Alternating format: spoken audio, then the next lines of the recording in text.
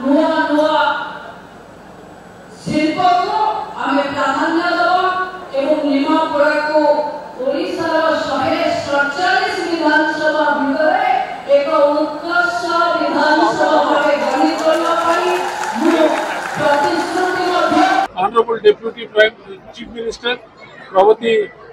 Farida Madam,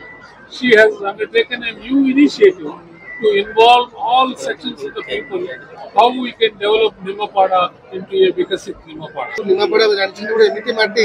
ए माटी रो जिए जाईछि ओडिसा रे ना करछि आज ना करछथि श्रीमती प्रभाती परिडा महोदय एवं ए माटी होछि मो जुजंग माटी एवं ए माटी पे मोर बहुत माने अलगा प्रकार मो फीलिंग्स अछि ए माटी को मोर नमन एवं ए माटी रे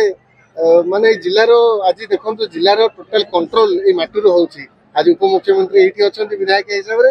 एठू कंट्रोल करूछंती एवं भाबुछि उत्कर्ष नुआपड़ा जो आज श्रीमती प्रभाती परिडांकर गोटे